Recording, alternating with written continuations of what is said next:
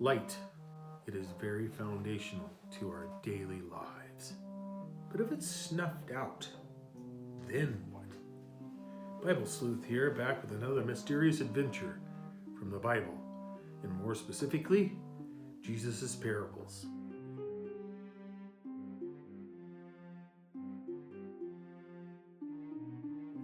This case all started on a mountain. I arrived on the scene in Matthew 5:13 in the KJV. Ye are the salt of the earth, but if the salt hath lost his savour, wherewith shall it be salted? It is thenceforth good for nothing, but to be cast out and to be trodden under foot of men. Ye are the light of the world. A city that is set on a hill cannot be hid.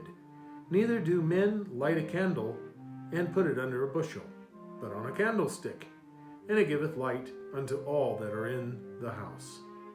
Let your light so shine before men, that they may see your good works, and glorify your Father which is in heaven. So, when I started my investigation, it all seemed cut and dried. There was a big old crowd listening to his sermon, but the deeper I looked into it, they were only onlookers. The main audience really was his disciples, which included anyone else who would eventually read what was recorded. Even though the parables were told with clarity and with a thorough explanation, my curiosity is still piqued. First, could there be a hidden relationship between salt and light that he referred to? Also, could Jesus have been talking about a specific city on a hill? And can salt really lose its flavor? I think I need to know about salt. So I will consult a mineralogist. After a brief interview, I discovered that salt, which is a mineral, is made of primarily a chemical compound of sodium chloride. Minerals in general occur naturally as crystalline substances and have been divided into families or classifications such as sulfides, sulfates, halides, oxides, carbonates, phosphates, silicates, and of course, organic.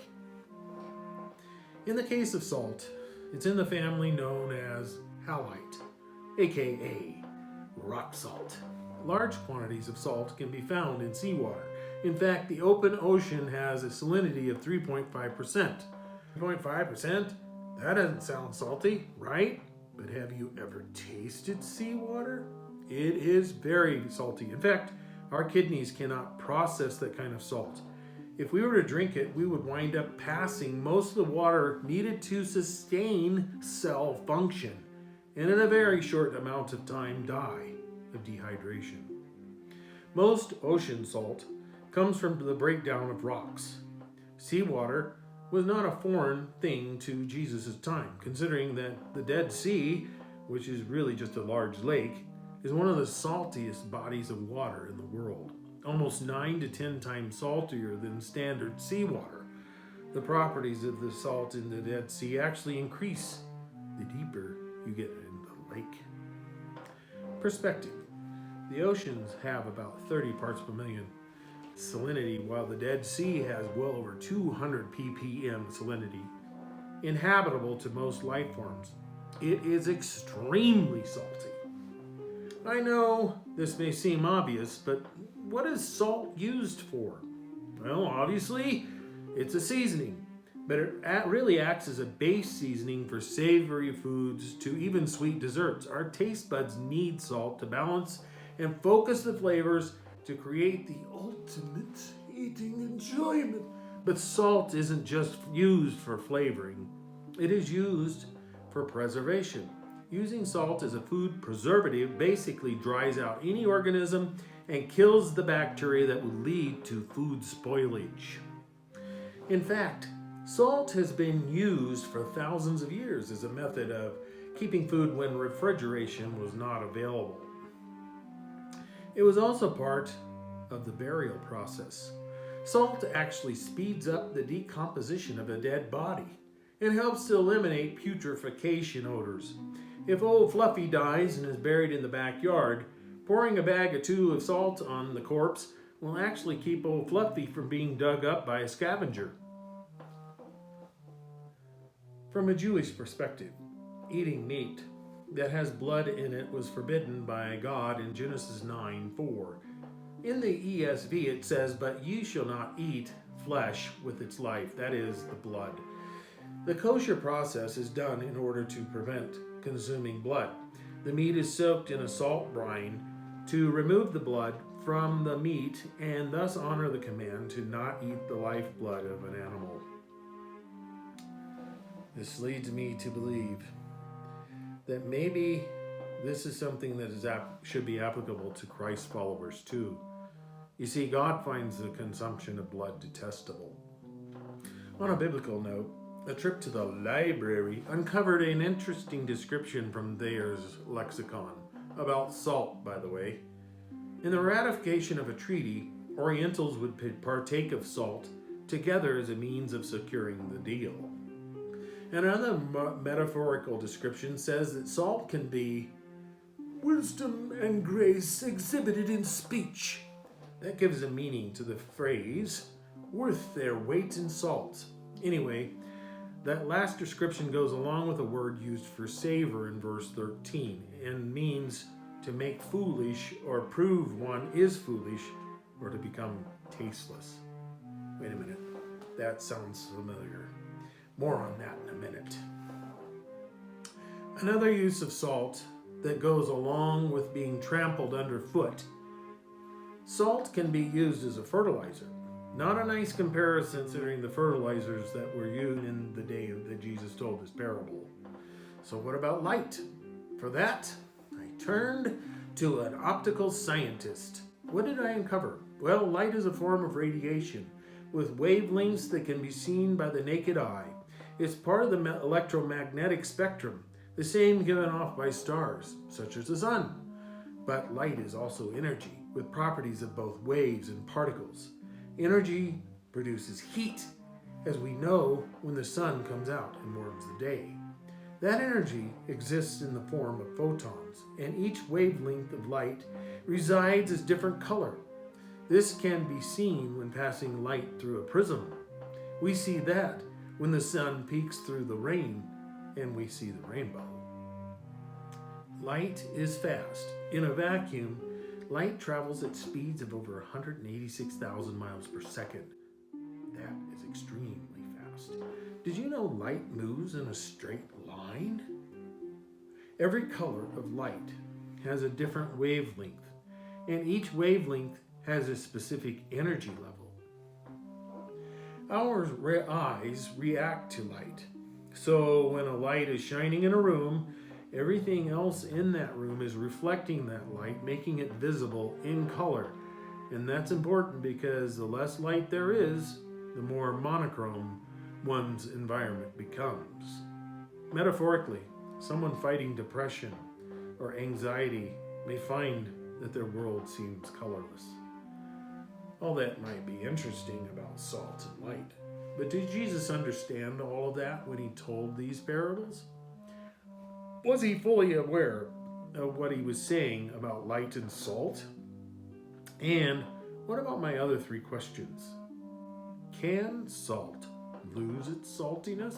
I was reminded of Revelation 3:15 through 16 to the angel of the church of Laodicea.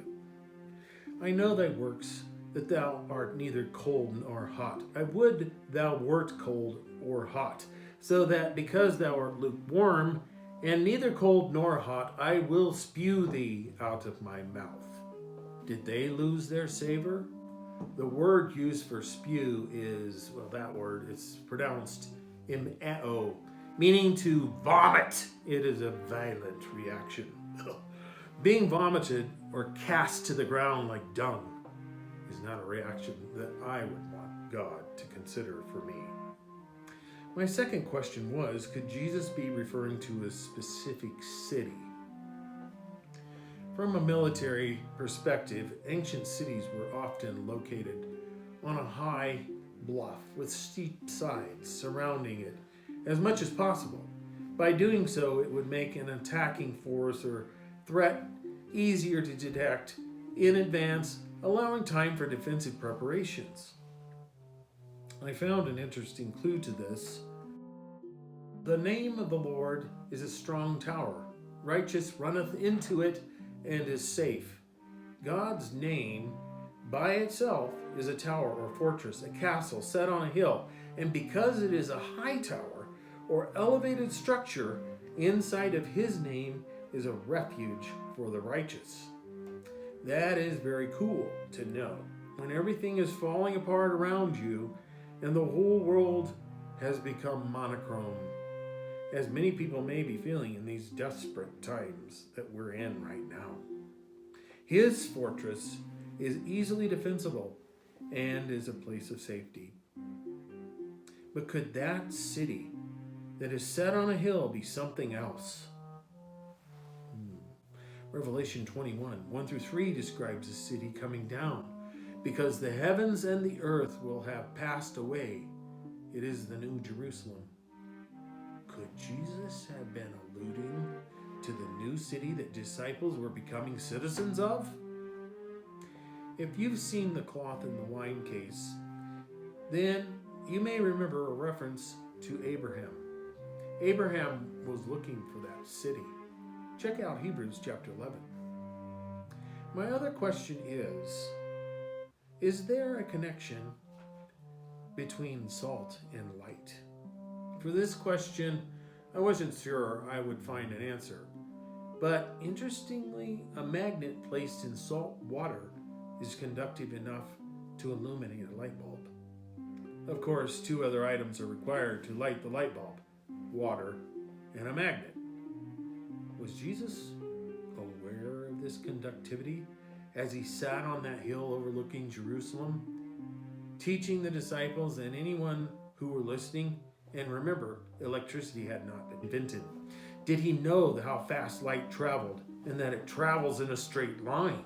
Did he know that everything that light illuminates then reflects that light?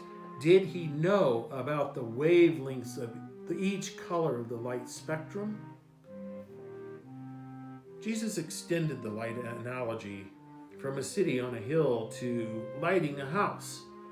Why would somebody hide their light under something like a bushel? I propose it has to do with fear of being seen or noticed. We have to turn on a light when it's dark so we can see every day. Interestingly, the Bible tells us not to fear approximately 365 times. Is that a coincidence? I don't think so. And I'm sure Jesus knew that stuff and much more than we've discovered, since he was the one who created it all in the first place.